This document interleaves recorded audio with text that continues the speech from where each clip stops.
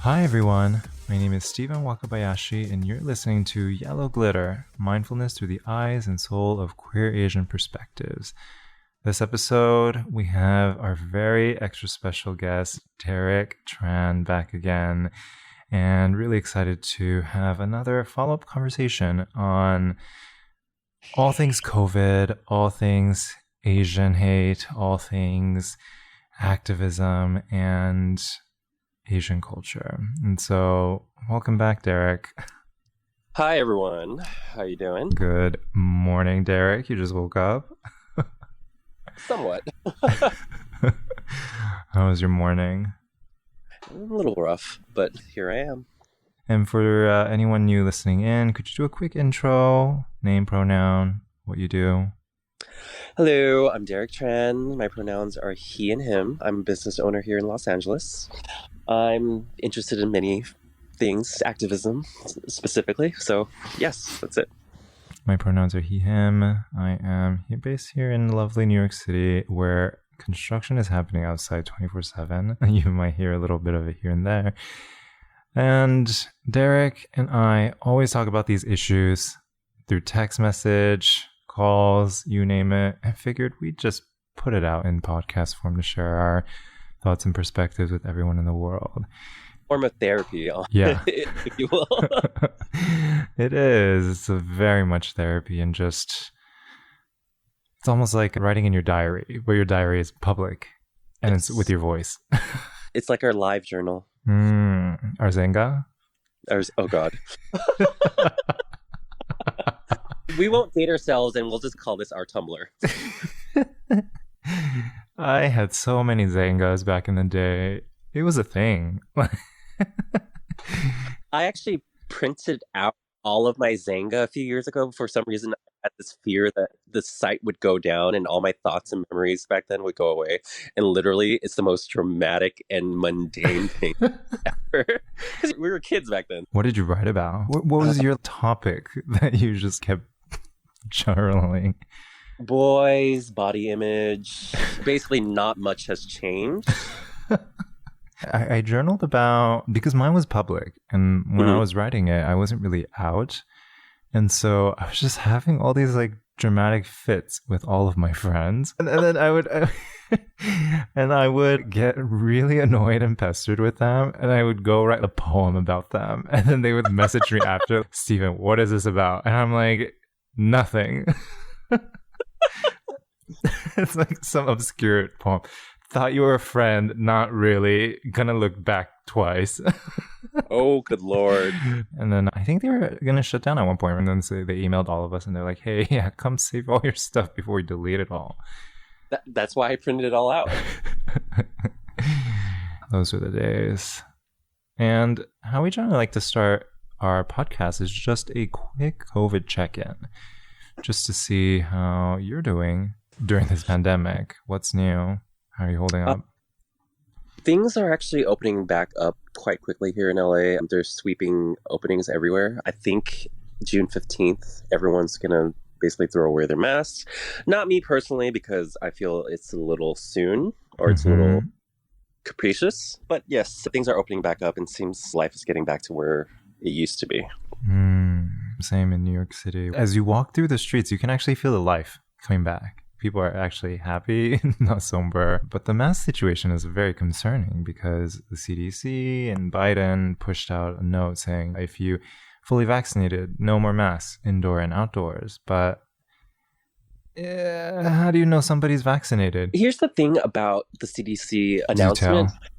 I think a lot of people tend to just read headlines and don't read anything underneath that. So they're not quite educated. And a lot of times Asians put out things that get your attention, and a lot of times it's very misleading. Nature of my business, I have to deal with people every day, and there was actually a person that very same day walked in and said, I don't have to wear masks. The CDC said so. I looked her straight in her face and I told her, the CDC isn't a governing body. It's not a part of the government. It's not a mayor. It's not a senator. It's not anything. So the fact is they're pushing it out, but it still comes down to local policies. And I think a lot of people don't realize that. Absolutely. You saw the thing with Ricky Schroeder, right? Remind me. Ricky Schroeder was a 80s child star. He was in Silver Spoons. He's very esoteric. But he literally filmed himself going into a Costco saying, the CDC told me I don't have to wear a mask. And there was a big pop-up about it. And he posted it online. And of course, he had immediate backlash and he redacted it and he apologized. But he still is going forth with full Trump supporter. So, that's rough. As if people in service industry hasn't gone through enough this year. Agreed. And they have no choice. So it's just unfortunate that they are in a position where you just have to interact so much with people for your livelihood. And it's actually the most dangerous right now. The general public sucks. Yeah, they do. Could be more educated, could be more mindful, could be more conscious, could be more kind. Put yourself in someone else's shoes. What's even more surprising is the fact that the United States has it way better than so much of the world, especially as it pertains to the state with COVID vaccinations. And it's just surprising that we have people here in our country that are turning away vaccinations. Meanwhile, people in other countries are begging to have vaccines sent to them. They're literally dying for it. Absolutely. Canada still doesn't have a bunch of vaccines. India is struggling tremendously. And a lot of Asia, too. Taiwan just recently went back into lockdown, and there were a lot of issues with the vaccine, and people weren't sure when they were able to get the second dose. People in the United States should be very grateful and utilize the resources we have, because this is how we're going to come out of the pandemic. People just need to figure out how we help one another. To be honest with you, I've had this conversation with several people over the last couple of weeks or months. If the last year hasn't taught you some gratitude, some empathy, some grace, and some just empathy in general, like, nothing will. If the world shutting down and literally millions dying doesn't change you in a positive way to try to change the world, I don't think there's anything that will change you. So, are we hopeless? I don't think we're hopeless. I just think that we need to focus on the positives and like-minded people.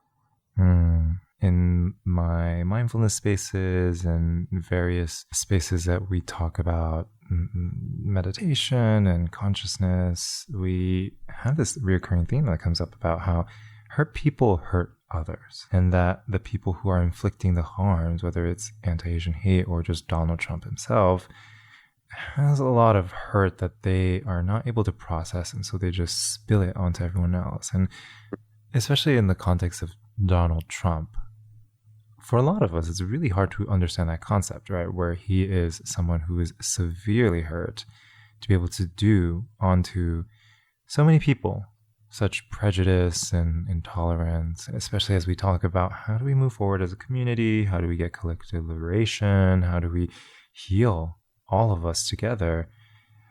Yeah, it's still a much debated topic about where to invest resources in and to figure out how we can heal and even identify who is actually the most severely deficit in help, compassion, love, healing. I truly believe in that, but also you have to draw a line at people that are straight up sociopaths. I know comparative joy isn't something that's positive, but from my perspective, being a billionaire, being fed with a silver spoon, being given millions. Gold spoon. They don't do silver. But just kidding.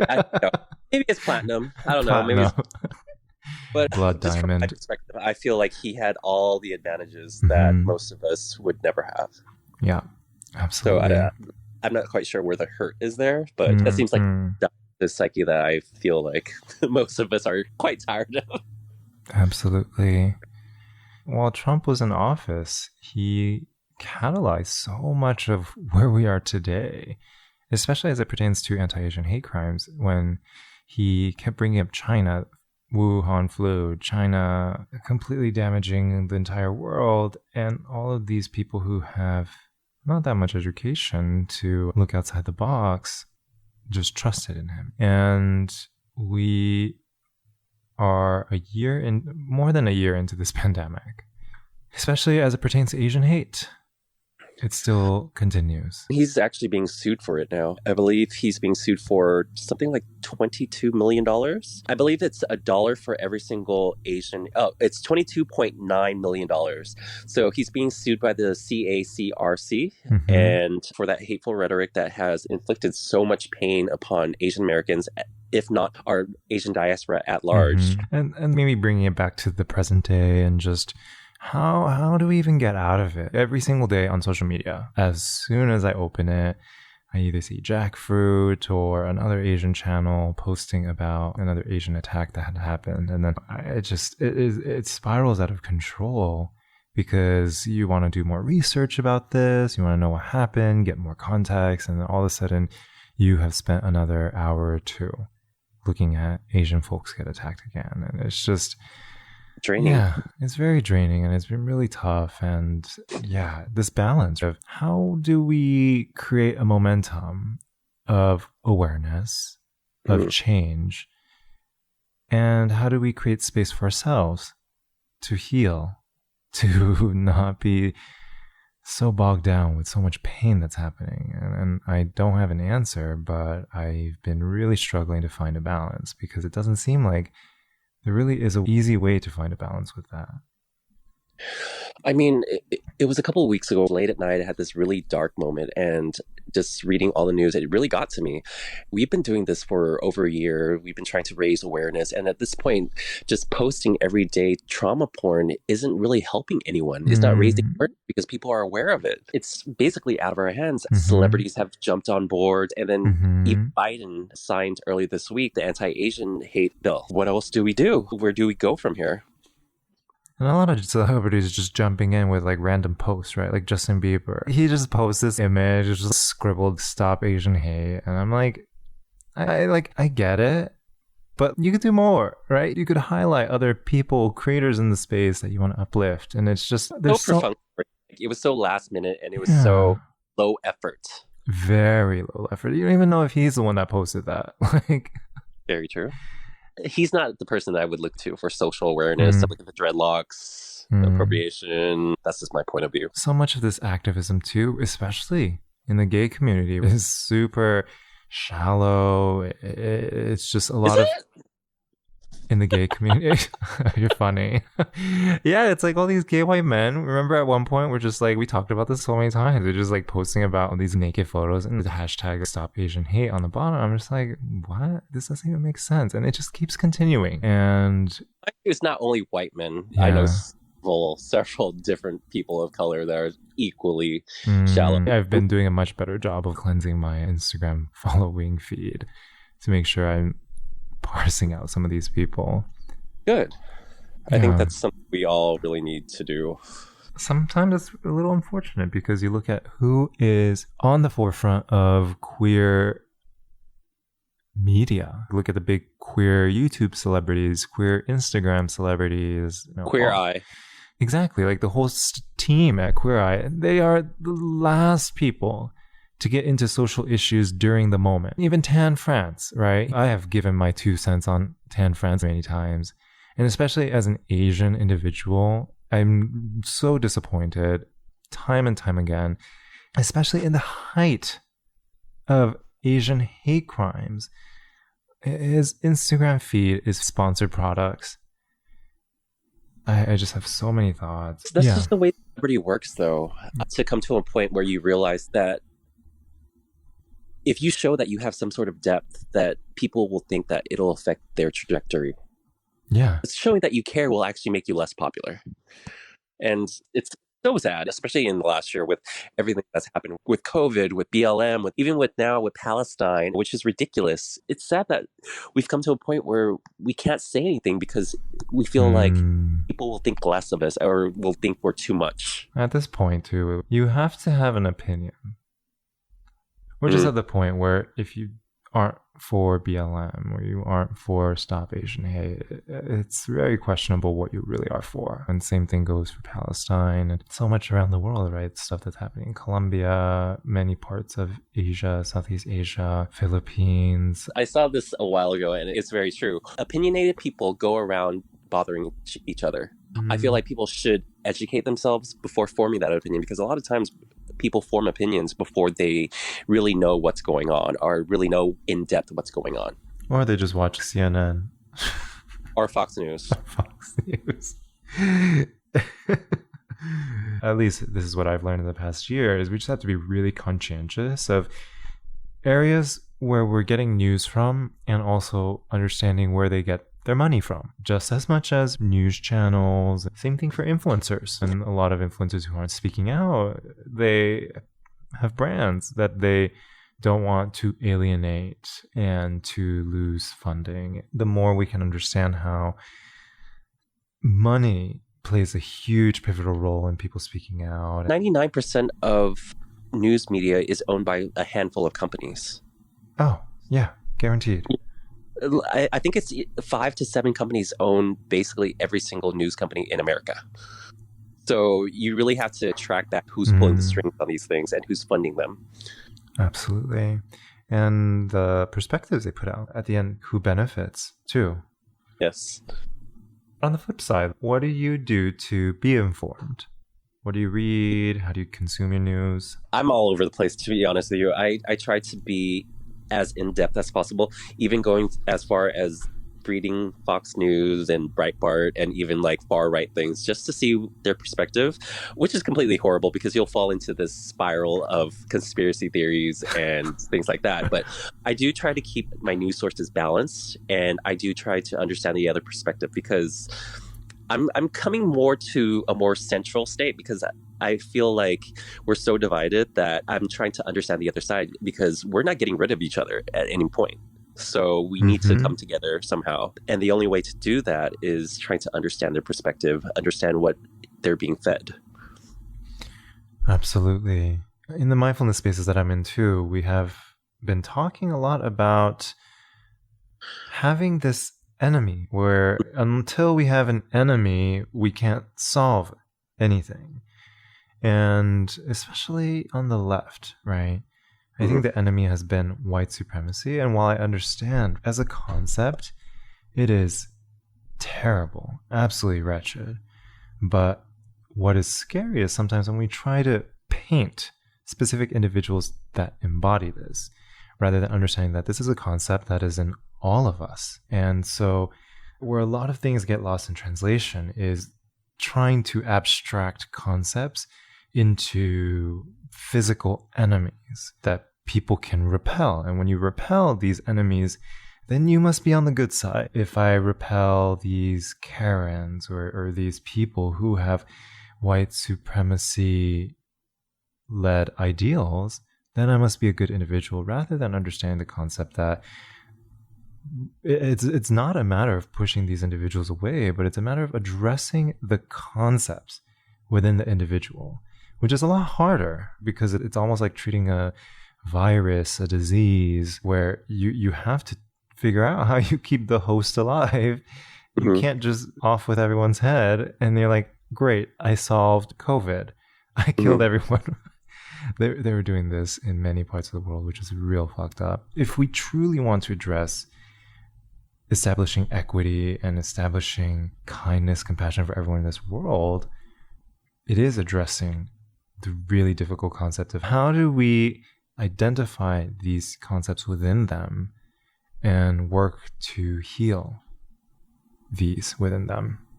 Exactly. Like, you can't just go out and just call out people. You have to start calling them in as well, because we're all just going to go around yelling at each other and yelling our opinions at each other and just never actually listening, which gets nobody anywhere. No, nowhere. Absolutely. For us to have a different world is to be different, all of us. And we are so used to having an enemy. It's typical movie plot, right? You have protagonist meets enemy, get rid of enemy, the whole world rejoices in peace. It is so rarely the case like that in this world. As an Asian community, is this divide between activism and just going with the flow, especially as it pertains to different generations of Asian people. Trust me, I've seen how difficult it's been. Certain friend circles, especially Asian American, there have been many of us that have been speaking out every day, if not every minute of the last year, but there's a large majority that have been keeping silent. I was actually speaking to Randy of Banh Mi Chronicles and talking about the Vietnamese diaspora and how if you don't fall into a certain mold, a lot of us are very independent thinkers. We don't fall into these troops of ABG, ABB. Culturally, I don't know what it is. Maybe it's the Confucianism, maybe it's the filial piety, but so many of us just chose not to speak up in the last year. I know it's not everybody's job, and there are certain people that will come out as leaders, and people will follow, but it's very disheartening to feel the work that we're doing right now isn't supported by people, because maybe that's my fault, a fault in my own thinking, where they're not showing that they care. So maybe that's my issue, but it really is disappointing to see how many people just don't talk about it, aren't aware about it. Like, I don't know. It's complex. Everyone is on their own journey, and especially as we talk about marginalized identities and people who haven't had the breadth of opportunity and privilege to be able to come into their own skin. Mm-hmm. So especially folks in the Asian diaspora here in the United States, we have a whole generation of Asian Americans or still Asian immigrants who had to conform, right? To be naturalized. Like the whole concept of naturalization was to conform. And then now we are speaking out against the government and saying these things are bad. And yet they were groomed their entire lives that this was the only way they could stay and have a different future for their family right here in America. And I've been having a lot of conversations with Asian folks to have more compassion, have more kindness, especially for our immigrant family members, because it wasn't as easy for them. And they didn't have the privilege of already being naturalized and not having maybe something that they say used against them that may void their ability to stay in the country. And there's also a very different power dynamic where if we are naturalized in the country that we are speaking out on, we don't face deportation. At least for myself, it's been finding compassion for understanding the conditions that people were brought up in, having kindness for people on their own journey, especially for folks in the BIPOC community, and uplifting the little actions that exist or that's done so that people feel more empowered when they speak up. Because I also hear that from time and time again, especially for people who aren't speaking out already, that they are afraid to say the wrong things, that they feel that they missed the boat in terms of educating themselves on the terminologies used in activism, the concepts that we're all used to. And so a lot of just, again, beating themselves up about not understanding. And so they, in turn, become more silent because they're like, silence seems to not draw criticism as much, so let me stay silent rather than speaking out. To touch on that, maybe they're just not trying hard enough. What I'm saying is, like, last year during the height of BLM, I knew so many people that were really trying to educate themselves on the plight that African Americans have been facing for hundreds of years in America. Like, literally books upon books, sites upon sites. And these people are really trying to understand what's going on. And if they can do that for BLM, they can do that for Asian hate. And they can learn. That's a process of being human. We learn every day. That's the point of being alive. I was thinking more so the older generation. Well, okay. Well, like our parents. But honestly, I hate to say it, but I feel like the older generation, the reason why they're not changing is because their kids aren't trying hard enough. I do feel like because of filial piety, a lot of times we don't want to argue with our parents and we don't want to correct our parents. And on their end, they tend to be very self-righteous. They're like, I'm the parent. I know everything. I've lived longer than you. I gave birth to you. Why are you trying to teach me things? And I ran into that myself with my mother. And even though she was in a different country, she was still reading like very rights Vietnamese media, which is terrible. I don't if you saw how many people were supporting Trump on the Vietnamese camps, but it was yikes. Disturbingly a lot, yeah. It was a lot. And honestly, she was on the boat last year, and I had to talk to her, FaceTime her almost every day, talk to her about everything that's happening. I was talking to her about the Asian crimes right when it was happening, and she didn't kick into it until 6 months ago. But she really started to turn a corner after a while and started to see my point of view and really started understanding why Trump was so terrible and why these issues mattered. And I broke it down to her that the whole thing with Kung Flu, it doesn't matter. It doesn't matter to all these people that are propagating this hate. It doesn't matter if you're Chinese or Vietnamese or Korean or Chinese or any other ethnicity. We all look the same to them. And even if you don't look the same, there are Indians and South Asians that have been attacked because of COVID, which is even more rude. But she started to turn a corner and understanding our point of view. So I do feel like the generation that was born here or Americanized, they have a job to do. They really need to start talking to their parents about difficult issues or things they might not necessarily agree with. Because my mother's in her 70s, and if she can change her opinion in her 70s, I really think anyone can. It's just about putting in the work.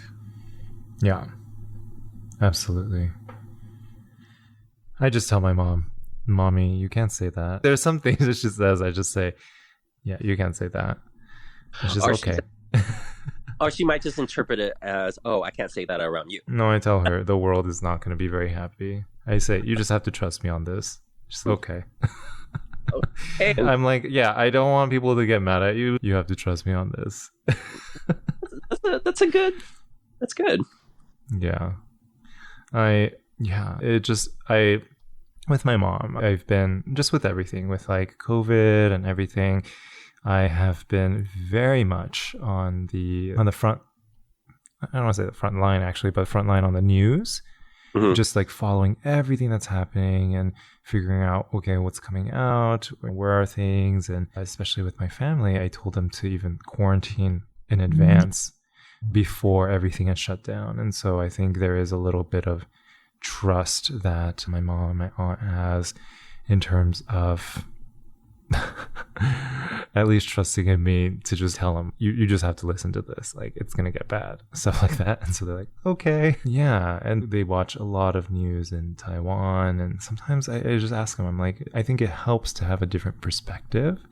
It does. And not to just keep listening to the same person talk again and again. And while people have great perspectives and I tell them to, I'm like, yeah, like I have my own biases, and the people that I learn from also provide me with different perspectives. I also learn from many people.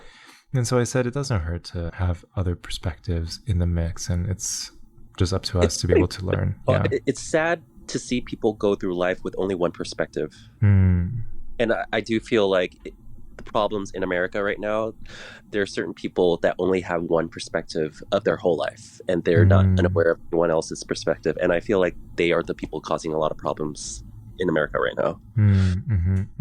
And there are so many cultural things that are just so deep, because you mentioned like filial piety, and like we're not solving filial piety in our generation, like if ever. It's just so deeply ingrained within our cultures, our community. It's the foundation of many laws and legislations even too.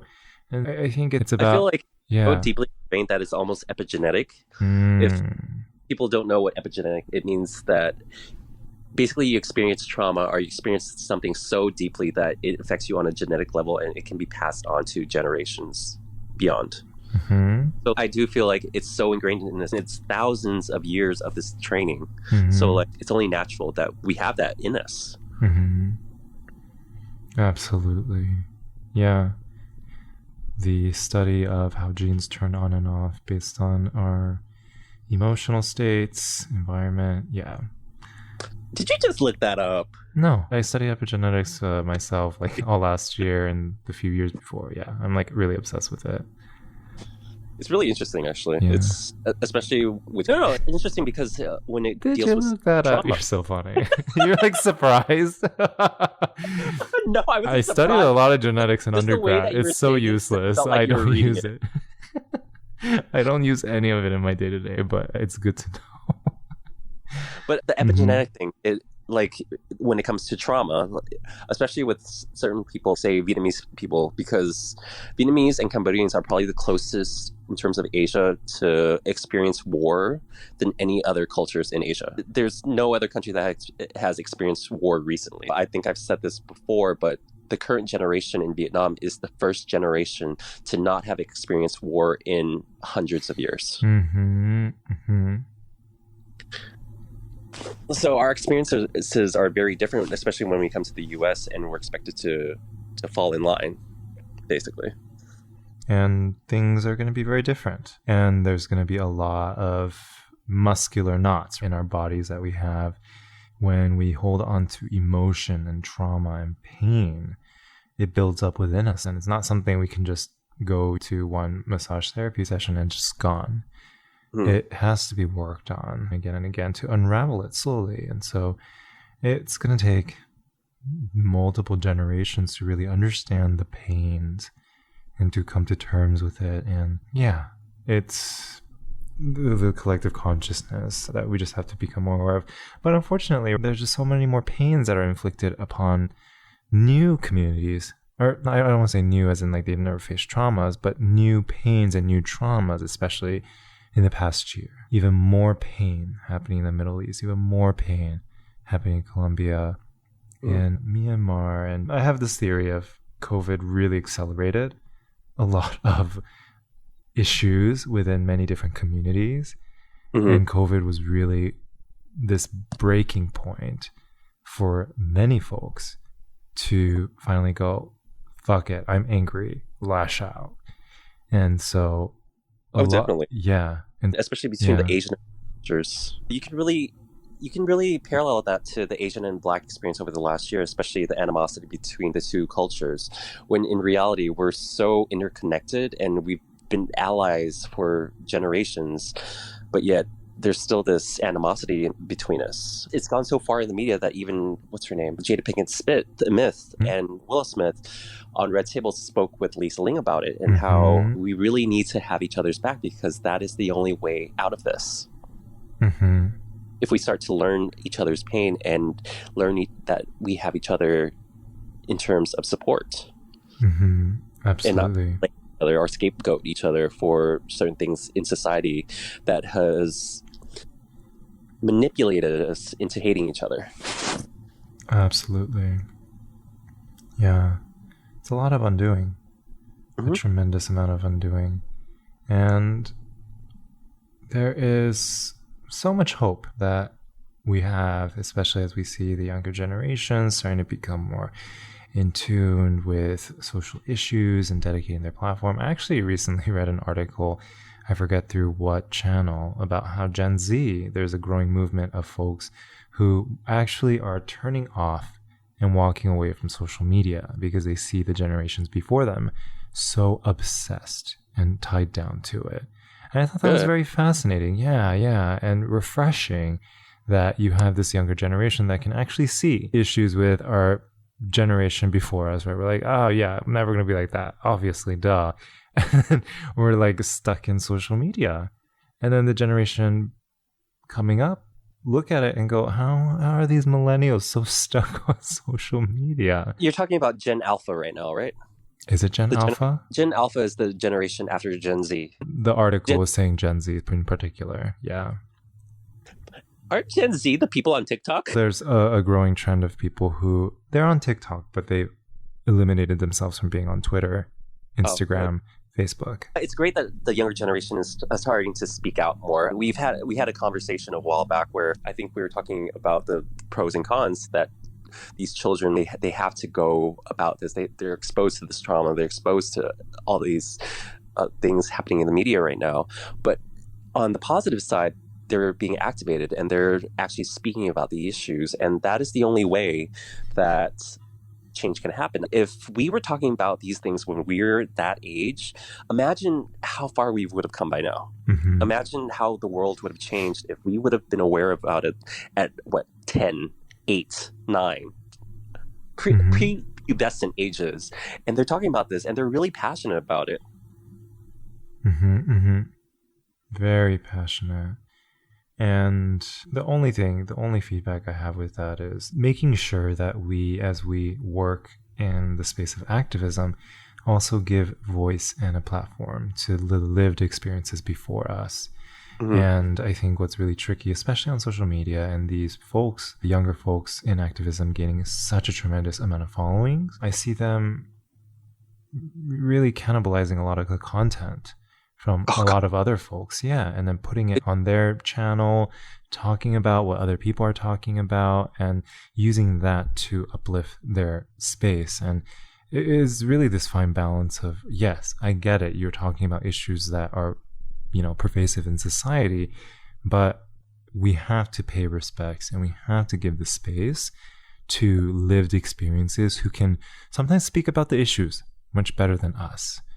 And it's a fine balance that I think the next generation, as they work through some of the stuff, we're going to see some growing pains with it. Are you talking about like the white TikTokers that are stealing content from people of color with activism? I'm specifically talking about the younger POC TikTokers who are like 16, 17, talking about a lot of really important, deep issues, but just taking some of the concepts. Like I was just listening to some of them talk about issues in like the workplace and stuff like that, and I was like, but you've never worked. So what? I'm like, where are you getting these lessons from? And they were just like giving some advice in like the workplace, and I was just like, might not be the best space for you to talk about that. I could see how it's important, beneficial, but in those instances, we have to give space to those who have lived experiences that we want to share and uplift. All I can say is keep pushing. I know it's out of our hands at this point because laws are being signed into effect and people that have huge platforms have taken this on. But the fact is, we still need to talk about this. We still need to push forward. We still need to raise awareness of these issues and just have each other's backs. Absolutely. And this work isn't on us as individuals to shoulder and solve either. Exactly. We have to be able to figure out, right, how we work together, come together, how we celebrate different types of activism too, right? That there is not a single way of liberation. Otherwise, that is very much aligned with colonial mentality where it's one way or the highway. And so the more we can create space for not just ourselves and our perspectives, which is really important, but also creating space for others that may agree with us, others that might not agree with us. But at the end of the day, just finding a common ground to be able to connect and to be able to celebrate one another so that we can get collective liberation for folks like us and everyone else. And so as we wrap up, any single lesson that maybe you have discovered that you want to just share with our listeners? I think a really important thing over the last year that I've always thought it over during my lifetime, just realize you don't know everything and that there are things out there that you really need to educate yourself on. Because a lot of times the people that feel like they do know everything, they don't bother to educate themselves on the issue at large or in depth. People talk about Palestine and Israel and not really educate themselves on the conflict and why it's an issue. Same thing with the struggle between Asian and Blacks, the struggle of Black people in general, period. People really need to educate themselves and step back and say, I don't know everything, so educate me, tell me. I think that's great. Yeah, and then myself, the lesson that I've been working a lot more recently has been joy. To observe when I am coming from a place of joy or I'm coming from a place of sometimes manufactured joy, that we have to be really cognizant of and to not make that up particularly because once we start manufacturing it and trying to figure out how to manufacture it, it's not really joy anymore, you know? And so using that as a litmus test to determine what's going well. What is something that I want to celebrate more with other people? And using that to determine what projects I want to work on, where I want to put more emphasis on, has been very enlightening. Always great to have these conversations with you, and you offer so much insight and so much wisdom and kindness in your spoken word. And for anyone who's listening, if they want to follow you, get in touch with you, where can they find you? You can find me on Instagram, Find Your Fearless, and basically that's my only social media right now because I just can't handle it. Same with me too. I've just been really struggling with having every single platform, and so yeah, you can find me at Stephen Wakabayashi on Instagram as well. And so with that, we come to a close.